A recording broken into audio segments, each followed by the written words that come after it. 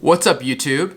If you're new to this channel, my name's Tyler. I'm a sales professional and investor from Kansas. And on my channel, I talk about philosophy, travel, and wealth. In today's video, I want to talk about the 10 biggest lessons from my 20s. Because I turned 30 this year, and when you hit a milestone like that, you can't help but reflect a bit. These are 10 things that I wish I would have known earlier, or I wish I could have figured out faster, or I wish someone would have told me. So I'm gonna make this video kind of as a message to my past self, so to speak. And so hopefully you guys can benefit from the following lessons. The most important and profound takeaway from my 20s was to travel alone. If you can, find a way to do some extended solo travel. The reason this is so crucial is because it eliminates the environment and the people that have conditioned you. I'm so lost right now. And so when you eliminate these factors out of your environment and your space, it allows you to clarify what you really value, right? It allows you to interact with reality without these previous projections that have always been kind of a part of your life. And from that space of freedom, it really gives you some wiggle room to figure out what you actually care about. And so what I think you'll find as you're meeting new people and expressing yourself freely and not being this previous conditioned self, you're gonna get some awesome raw feedback from people who don't know you. This is really valuable information because not to say your friends and family back home don't understand your strengths or don't appreciate your strengths, but they might just be so used to you being you that they don't necessarily take note of some of your, unique characteristics. But strangers will do that. The second biggest takeaway and lesson from my 20s is to understand Buddhism and Stoic philosophy. Buddhism and Stoicism, they provide this amazing framework to understand your mind and to understand the nature of suffering, what it means to suffer, and why we suffer. And so when you combine these two philosophies, it really gives you a blueprint to manage anything that comes up in your life. And whether it's something external to you, maybe there's some chaos or, disappointment externally with work or with relationships, or it's something internal, maybe you're going through some loneliness or depression, anxiety. These philosophies will help you understand what's coming up for you. It will help you manage it, hold it, make it useful, and it will help you sit with it until it passes. These two philosophies have had the biggest impact on my life, more than anything, really. Without them, I'm not really sure where I'd be. I definitely wouldn't be as happy with my life as I am. When it comes to, takeaways from my 20s, learning about these two things are game changers. The third biggest takeaway from my 20s is this: move to where the opportunity is. Now, I made a previous video that I'll post a link to in the description about my 5 biggest takeaways from moving to Seattle by myself.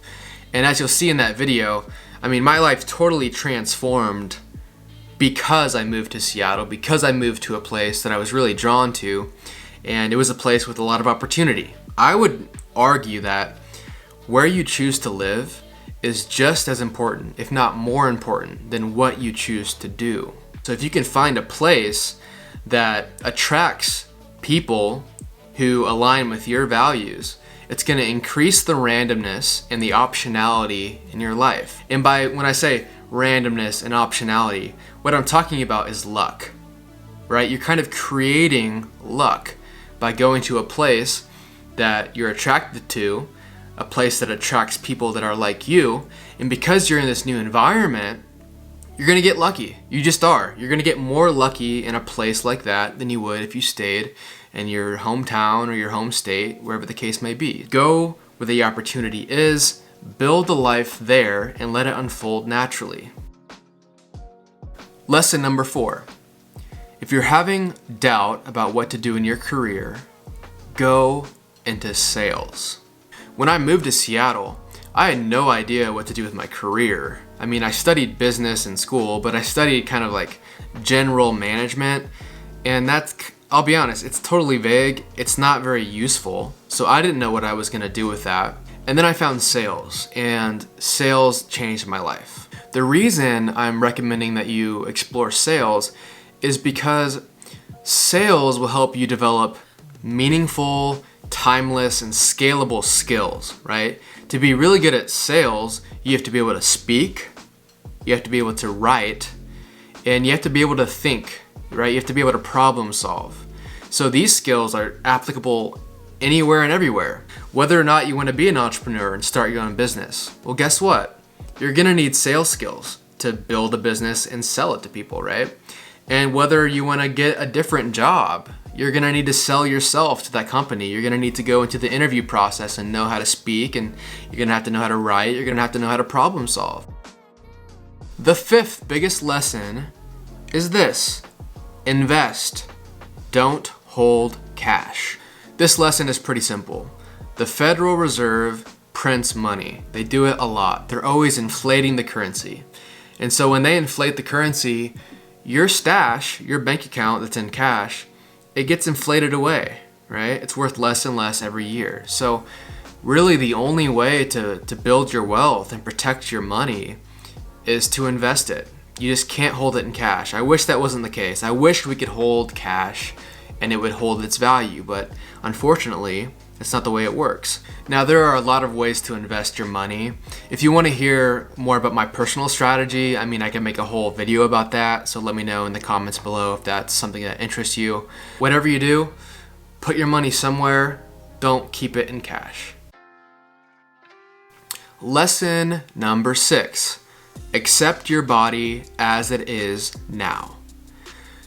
This was a huge sticking point in my early and mid-20s, and it caused me so much heartache, and I missed out on so many opportunities in life because I thought that I needed to change my body. When I was younger, I was overweight, and so kind of growing up with that, I had a lot of insecurities about my weight and about my body, and I spent a lot of my 20s trying to change my body, trying to lose weight or trying to, add muscle, and it really devolved into a dark place for me. And there were, years where I basically kind of only focused on trying to change my body, and I always had these thoughts like, oh, once I hit a certain weight or once I look different, then I'm really gonna be a great person and people are gonna love me and, women will date me, and I had all these crazy thoughts about changing my body. But what I had to learn, and it took me years and lots of therapy to learn this, is that if you don't accept yourself now, there is no future where you accept yourself. You have to accept yourself now. Why? Because later happens now. So what do you have to do? You have to learn to love your body as it is.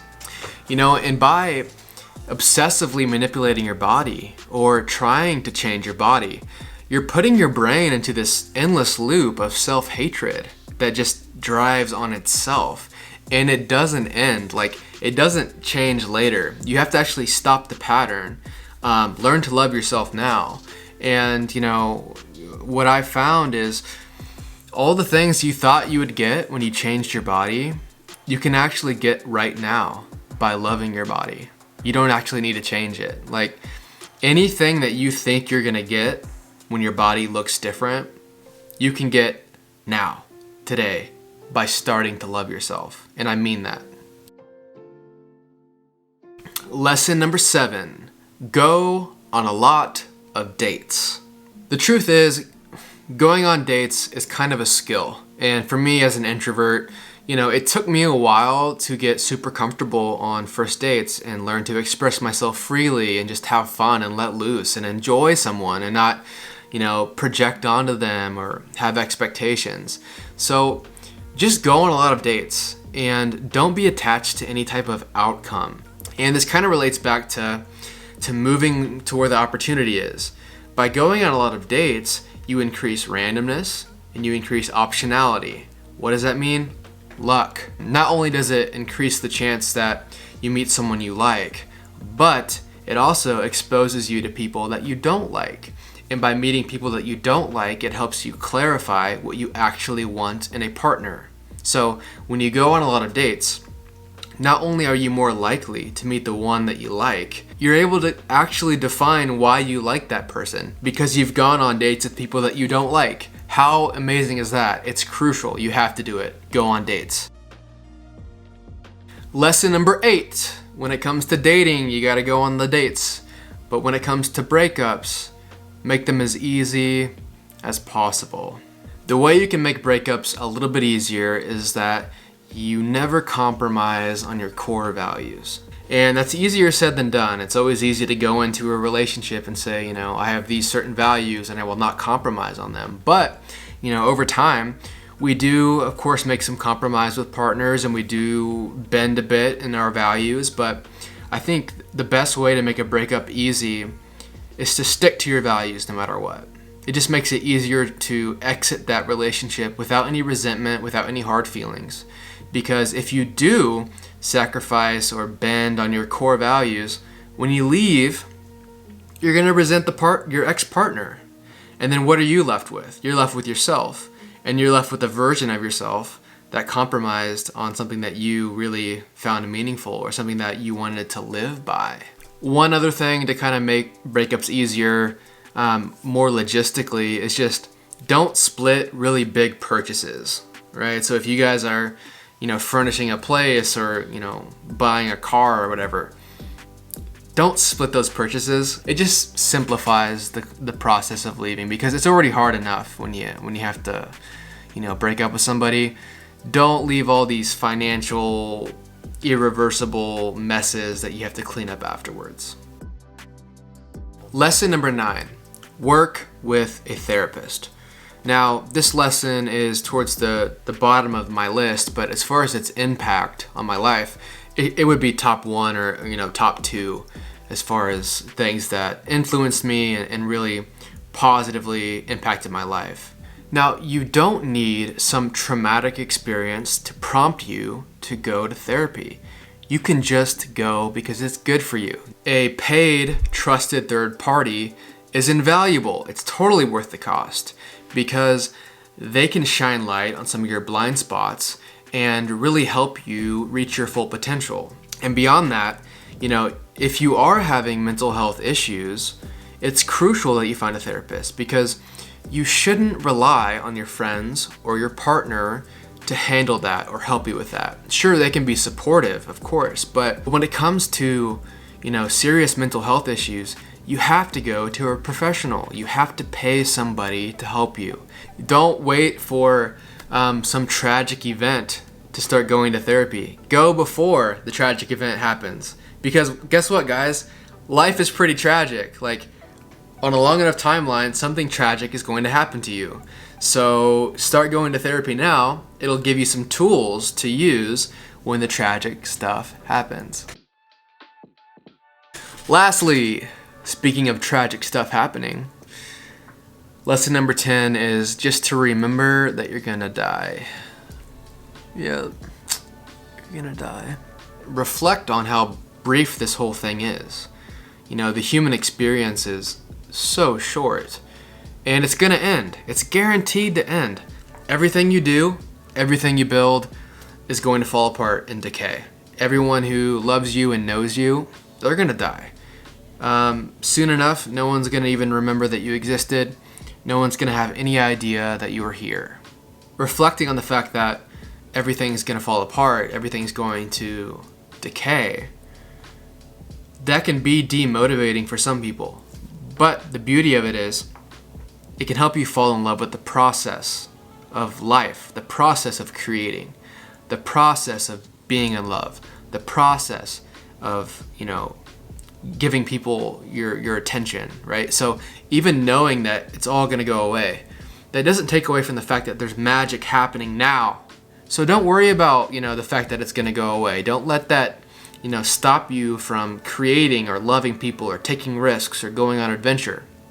Why? Because right now, something is happening. How amazing is that? It's fucking awesome. It's amazing.